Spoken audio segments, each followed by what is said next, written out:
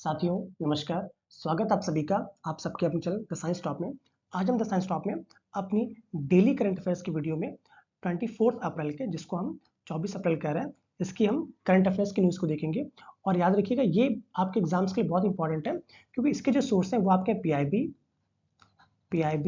The Hindu, the Hindu, इसके साथ साथ जो गवर्नमेंट की इंपॉर्टेंट साइट्स हैं, इसके साथ आपका ऑल इंडिया रेडियो, जो आपका ऑल इंडिया रेडियो है, इसकी न्यूज़ को मैंने रखा हुआ है।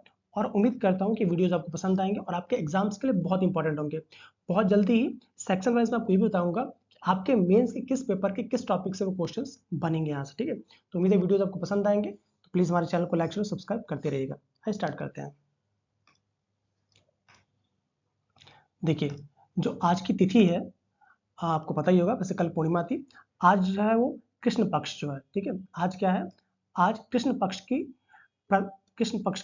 प्रतिपदा। प्रतिपदा को हम क्या कहते हैं, हम आपका प्रथमा भी कहते हैं। मतलब आज कृष्ण पक्ष की ये प्रथमा या प्रतिपदा तिथि है, समझ जाइएगा। आपको इतना तो पता होगा, कृष्ण पक्ष में क्या होता है, जो चांद होता है वो घटता जाता है, लास्ट में अमावस्या आती है। और शुक्ल पक्ष में क्या होता है कि पहले आपका धीमे धीमे करते करते पूर्णिमा तक आता है। ठीक है, आइए स्टार्ट करते हैं। भारत में पंचायती राज दिवस कब मनाया जाता है? ऑप्शंस हमारे पास: ए 22 अप्रैल, बी 21 अप्रैल, सी 24 अप्रैल और डी 7 अप्रैल। तो आपको ये बताना है भारत में पंचायती राज दिवस कब मनाया जाता है। तो आपको शायद पता होगा कि भारत में जो पंचायती राज दिवस है वो 24 अप्रैल को मनाया जाता है। कब मनाया जाता है हमारा? 24 अप्रैल को मनाया जाता है। ठीक है, आइसोलेट कुछ बातें देख लेते हैं। देखिए, जो आपका भारत सरकार ने 24 अप्रैल 2010 से इसको मनाना स्टार्ट किया था। प्री के लिए ऐसे क्वेश्चन पूछ दिया जाता है कि हम पंचायती राज दिवस किस वर्ष से मना रहे हैं, तो सीधे बोलेंगे आप 2010 से। क्यों मनाया जा रहा है? क्योंकि 1992 में जो 73वां संविधान संशोधन हुआ था, ठीक है, जो आपका 73वां संविधान संशोधन अधिनियम पारित हुआ था, ठीक है, जिसके चलते पंचायत को भाग 9 में जोड़ा गया था। ठीक है, तो उसी से रिलेटेड ये है। ठीक है, इसके साथ आपको पता होगा कि जो ग्राम पंचायतों का गठन है वो अनुच्छेद 40 में, किसमें है? अनुच्छेद 40 में। सीधे प्रीलिम्स में क्वेश्चन बन जाता है कि ग्राम पंचायतों का गठन किस अनुच्छेद से? तो अनुच्छेद 40 से। इसके साथ साथ जो आपका संविधान का अनुच्छेद 246 है, इसके थ्रू राज्य विधानमंडल में को स्थायी स्वशासन, स्थायी है ये, स्थायी स्वशासन से संबंधित किसी भी विषय पर कानून बनाने का अधिकार है। इसको भी आप बिल्कुल याद रखिएगा। ठीक है, आइए अगला क्वेश्चन देखते हैं हम। सिविल सेवा दिवस कब मनाया जाता है? ऑप्शन हमारे पास है: ए 22 अप्रैल, बी 21 अप्रैल, सी 23 अप्रैल और डी 7 अप्रैल। मैं कुछ देर का पॉज ले रहा हूं ताकि आप इसके आंसर को दीजिए, जल्दी से दीजिएगा। ठीक है, आइए देखिए, जो आपका सिविल सेवा दिवस है वो आपका 21 अप्रैल को मनाया जाता है। कब मनाया जाता है आपका? 21 अप्रैल को मनाया जाता है। आप शायद इमेज देख के अंदाजा लगा भी लिया होगा। ठीक है, क्यों मनाया जाता है आइए इसको देखते हैं। देखिए, भारत सरकार ने वर्ष 2006 से, ठीक है, वर्ष 2006 से हर वर्ष 21 अप्रैल को सिविल सेवा दिवस के रूप में बनाने का निश्चय लिया था। ठीक है, अब क्यों लिया था? क्योंकि 21 अप्रैल 1947 को ही उस समय के तत्कालीन गृह मंत्री आपके सरदार पटेल ने मेटकाफ हाउस में, कहाँ पे आपका? मेटकाफ हाउस में सिविल सेवकों को संबोधित किया था, इसलिए उस दिन हम सिविल सेवा दिवस मना जाते हैं। और आपको पता ही होगा, क्योंकि आप सिविल सेवा की मेनली तैयारी कर रहे हैं, कि भारत का जो सिविल सेवा है इसको भारत का क्या कहते हैं? स्टील फ्रेम कहते हैं। क्योंकि मैक्सिमम जो भी कह सकते हैं कि नियम या फिर नई परियोजनाएं जो भी बनते हैं, इनको बनाने का जो मेन खाका होता है वो सिविल सेवा की खींचते हैं। अगला क्वेश्चन देखते हैं हम। पृथ्वी दिवस कब मनाया जाता है? ऑप्शंस हमारे पास है: ए 22 अप्रैल, बी 21 मार्च, सी 23 अप्रैल और डी 11 जुलाई। तो आपको जल्दी से बताना है कि पृथ्वी दिवस कब मनाया जाता है। उम्मीद है आपने आंसर सोच लिया होगा। देखिए, जो आपका पृथ्वी दिवस है वो सीधे आपका 22 अप्रैल को मनाया जाता है। कब मनाया जाता है आपका? 22 अप्रैल को ही हमारा पृथ्वी दिवस मनाया जाता है। अब आइए इस वर्ष के थीम को देख लेते हैं हम। ठीक है, इससे पहले याद रखिएगा, जो आपका 11 जुलाई है, ठीक है, ये आपका जनसंख्या दिवस है। क्या आपका है? ये आपका जनसंख्या दिवस है, 11 जुलाई याद रखिए। ठीक है, आइए अगला क्वेश्चन देखते हैं। सॉरी, इसके रिलेटेड टॉपिक देख लेते हैं। तो प्रथम बार यूएसए ने, जो आपका यूएसए है, उसने सबसे पहले आपका 22 अप्रैल 1970 को आपका पृथ्वी दिवस मनाया था। ये पृथ्वी के संरक्षण के लिए, उसमें इन्वायरमेंट को बचाने के लिए, ताकि इस पे जीवन हमेशा बना रहे, ऐसे रिलेटेड 1970 में ही आपका यूएसए ने स्टार्ट कर दिया था। पूरे विश्व में इसको जो मनाने की प्रथा है वो 2016 से स्टार्ट हुई थी। कब से स्टार्ट हुई थी आपके? 2016 से स्टार्ट हुई थी। 2024 का जो थीम अक्सर पूछ लिया जाता है कि पृथ्वी दिवस का या वर्ल्ड अर्थ डे का थीम क्या है, तो सीधे क्या बोलेंगे आप? Planet versus plastic. क्या है? प्लैनेट वर्सेस प्लास्टिक, और हमने इस बार के थीम में ये लिया है कि हम धीमे धीमे जो प्लास्टिक का यूज़ है उसको हम कम करेंगे, और करते करते हम बिल्कुल इरेडिकेट कर देंगे पूरे प्लास्टिक को अर्थ से। ठीक है, देखिए कितना होता है। अगला देखते हैं क्वेश्चन। हाल ही में किसे एएमयू की पहली महिला कुलपति के रूप में नियुक्त करने की घोषणा की गई है? ठीक है, आपको पता है घोषणा बड़े कर दी गई है, चुनाव आचार संहिता लगी हुई है। ठीक है, आइए ऑप्शन हमारे पास ए शेख हसीना, बी नाइमा खातून, सी सबा खातून और डी तलत फातमा। तो आपको ये बताना है कि एएमयू की पहली महिला कुलपति, ठीक है, पहली महिला कुलपति किसे नियुक्त किया गया। ठीक है, चलिए तो आइए, उम्मीद है आपने इसका आंसर ढूंढने की कोशिश की होगी। आइए देखते हैं। तो जो आपका एएमयू की पहली महिला कुलपति है वो नईमा खातून जी को, किसके, आपका नईमा खातून जी को नियुक्त करने की घोषणा की गई है। ठीक है, आज थोड़ा अलीगढ़ के बारे में देख लेते हैं कुछ और।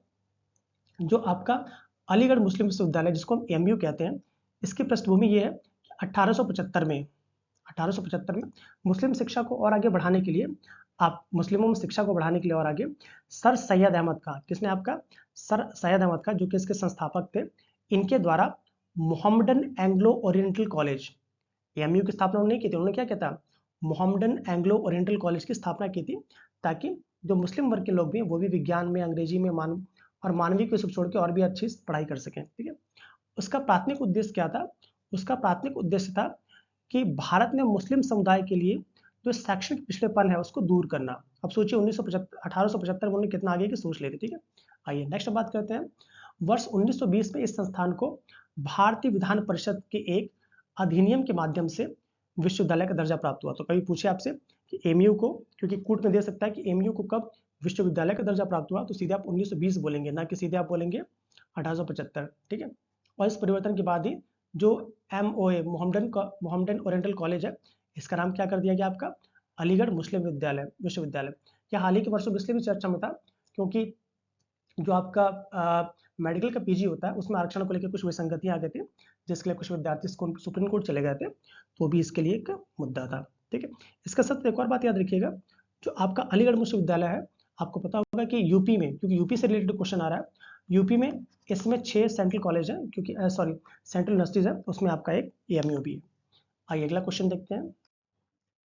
हाल ही में किस राजनेता को लोकसभा चुनाव से पूर्व ही सूरत लोकसभा सीट से निर्विरोध घोषित कर दिया गया, मतलब इन्हें इलेक्शन हुआ ही नहीं, इनको निर्विरोध घोषित कर दिया गया। ऑप्शन हमारे पास है ए स्मृति ईरानी, बी मुकेश दलाल, सी योगी आदित्यनाथ जी और डी अमित शाह जी। तो इसका सही आंसर क्या है, ऑप्शन आप सोचते रहिएगा, क्योंकि सबका लगभग जो भी ऑप्शन में लिखे हैं सबको पहचान ही रहे, तो इनमें से आप पहचान लेंगे। ठीक है, बट नाम रखिए, नाम इनका क्या, मुकेश दलाल जी है। आइए अब याद रखिएगा कि बीजेपी के हैं मुकेश दलाल जी, और 12 वर्षों में, अभी तक 12 वर्षों में ऐसा हुआ पहली बार ये कि किसी को निर्विरोध चुना गया है। निर्विरोध नहीं चुने गए थे, कांग्रेस के जो उम्मीदवार थे उनका जो पर्चा था वही क्या हो गया, रद्द हो गया, तो उसके बाद इनको निर्विरोध चुन लिया गया, क्योंकि बाकी जो भी कैंडिडेट थे उन्होंने अपना कह सकते हैं कि पर्चा वापस ले लिया, तो पता ही था कि भाई हार जाएंगे। ठीक है, और हाँ याद रखिएगा, जिले में जो मुख्य निर्वाचन अधिकारी होता है वो जिलाधिकारी होता है, भगवान के आप सब जिलाधिकारी बने। ठीक है, आइए अगला क्वेश्चन देखते हैं। हाल ही में इसरो के अध्यक्ष एस सोमनाथ, यही है एस सोमनाथ साहब। ठीक है, हाल ही में इसरो के अध्यक्ष एक्स सोमनाथ ने किस वर्ष तक मलबा मुक्त अंतरिक्ष, क्योंकि आपको पता होगा कि डिब्रीज मलबा बहुत ज़्यादा भरा पड़ा अंतरिक्ष में, जिससे कि हमारे सैटेलाइट्स को बहुत ही खतरा रहता है, अलग अलग कंट्रीज बिल्कुल होड़ मची है, कौन कितने सैटेलाइट्स वगैरह छोड़ सकता है, के लिए लक्ष्य की घोषणा की गई थी। उन्होंने कब ये बोला है कि भारत ने अपने लक्ष्य रखा है कि हम इस वर्ष तक अपनी जो भी डिब्रीज है उसको हटा देंगे, जो भी आपका मलबा उसको हटा देंगे। ऑप्शन हमारे पास है ए 2024, बी 2047, सी 2069 और डी 2030। तो आपको इसका सही आंसर बताना है, जल्दी से आंसर दीजिएगा इसका। ठीक है, आइए तो इसका सही आंसर हमारा हो जाएगा ऑप्शन डी 2030। 2030 तक हमारे इसरो के अध्यक्ष श्री एस सोमनाथ जी ने ये बोला है कि हम 2030 तक अपने अंतरिक्ष को हम मलबा मुक्त कर लेंगे। ठीक है, आइए कुछ और बातें देख लेते हैं।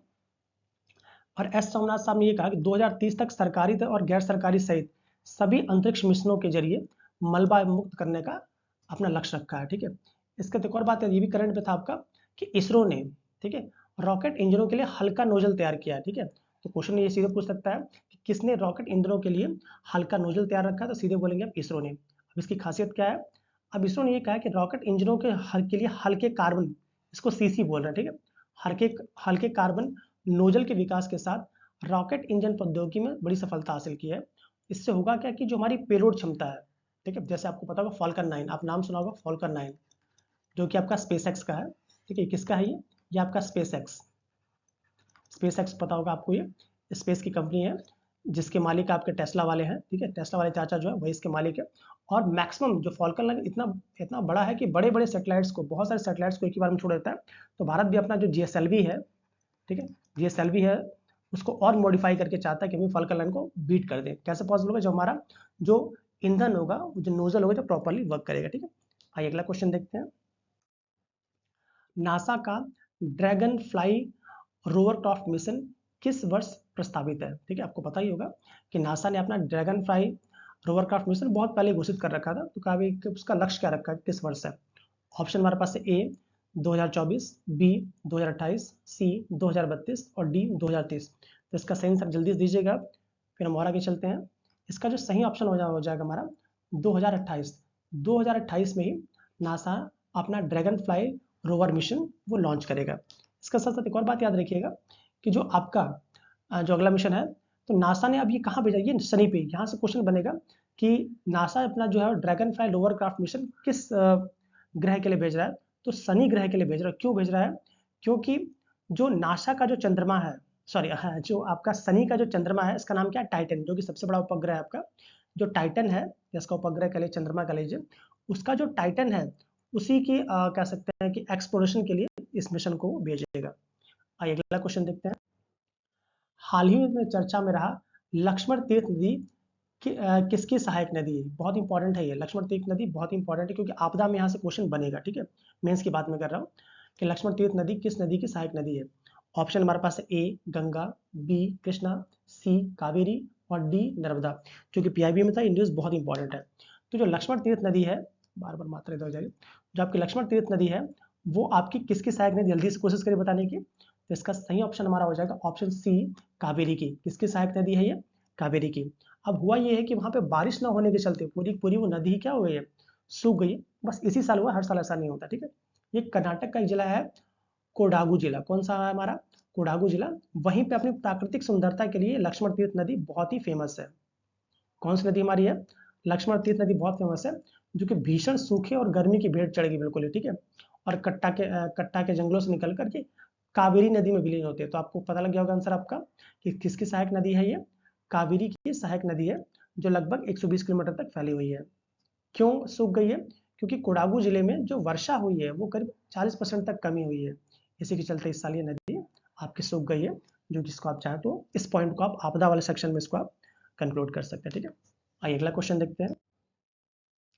हाल ही में किसने 2024 का world press photo of the year, बहुत इंपॉर्टेंट है, किसे world press photo of the year का पुरस्कार दिया गया है? ऑप्शन ए हमारे पास है मोहम्मद सलेम, बी मोहम्मद सुलेमान, सी नईम अख्तर और डी इनमें से कोई नहीं। तो देखिए, जो आपका 2024 का world press photo of the year दिया गया है, ठीक है, इसका पुरस्कार जो दिया गया है, ऑप्शन जल्दी से बताइएगा, ठीक है। वैसे ऑप्शन ए सही है। आइए इसको देख लेते हैं हम इसके बारे में कुछ। तो इसका ऑप्शन ए जो है वो बिल्कुल सही है। मोहम्मद सलेम साहब को, इन्हें ही आपका world press photo of the year दिया गया। क्यों दिया गया? क्योंकि आपका जो इजराइल गाजा का, ठीक है, इजराइल हमास कहेंगे, इजराइल गाजा कहेंगे, इजराइल हमास ज़्यादा चाहिए। जो इजराइल हमास का जो कॉन्फ्लिक्ट था उसके चलते जो बम्बारमेंट की थी आपकी इजराइल ने, इस चलते बहुत से निर्दोष लोग भी मारे गए थे। उसमें एक जो महिला की उन्होंने फोटो ली थी, ठीक है, कि राइटर्स के लिए वर्क करते हैं, महिला की फोटो ली जो कि अपने एक भतीजी के शव को लेके, 5 साल की या 4 साल की बच्ची है, इसी के शव को लेके एक महिला बैठी हुई है कपड़े में लपेट के, सफेद कपड़े में, जो कि बहुत ही मार्मिक दिखाता है। और इसी इमेज के लिए आपका मोहम्मद सलेम साहब को ये पुरस्कार दिया गया, ठीक है। आइए कुछ और देख लेते हैं इनके बारे में। तो सलेम जो है 39 वर्ष के और 2003 से गाजा में ही कवर कर रहे हैं। किसके लिए? राइटर्स के लिए। याद रखिएगा किसके लिए काम कर रहा है आपका ये? राइटर्स पत्रिका के लिए या समाचार पत्र के लिए काम कर रहा है, ठीक है। और इन्होंने ये कहा था कि बमबारी के बाद लोग भ्रमित थे और प्रिजनों की तलाश कर रहे थे। उसी में एक महिला अपनी मृत भतीजी के शव को लेकर कुछ इस तरह बैठी, जिसको उन्होंने कैमरे में कैद किया था। आइए अगला क्वेश्चन देखते हैं। हाल ही में किस भारतीय ग्रैंड मास्टर ने कैंडिडेट शतरंज का टूर्नामेंट टाइटल जीता है? Option A Mohammed Salem, B D Gudesh, C Satwik Sainath और डी सुप्रिया शंकर। तो इसका सही आंसर है, अभी आपने देखा होगा कि हमारे मोदी जी ने ट्वीट किया है, तो इसका आंसर मुझे लगता है आपको पता होगा, ठीक है, डी गुकेश। जो आपके डी गुकेश साहब है, यही भारतीय ग्रैंड मास्टर है। सॉरी, इसको टाइम नहीं दिया आपको लिखने के लिए, सॉरी आंसर देने के लिए। चलिए फिर से आंसर दीजिए आप। ठीक है, देखिए जो इसका सही आंसर है, आंसर हमारा क्या है, ऑप्शन बी, डी गुकेश। जो आपके ग्रैंड मास्टर डी गुकेश हैं, इन्होंने एक कैंडिडेट शतरंज टूर्नामेंट जीतकर इतिहास रच दिया है, और ऐसा करने वाले ये विश्व के सबसे युवा चैलेंजर बन गए हैं। ठीक है, और इन्होंने किसका रिकॉर्ड तोड़ा है, जो आपका 40 साल के जो गैरी कास्पारोव है, रशिया के जो गैरी कास्पारोव साहब हैं, जो कि अक्सर ही आपका विश्वनाथन आनंद साहब को टक्कर देते रहते हैं, उन्होंने इसका रिकॉर्ड तोड़ दिया है।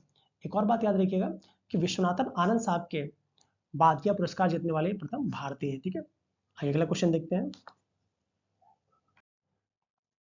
ये न्यूज़ पढ़ के मुझे बहुत मजा, इसलिए इसको जबरदस्ती लिखा है। ठीक है, हाल ही में चर्चा में रहा भारतीय मिल्क ब्रांड नंदिनी।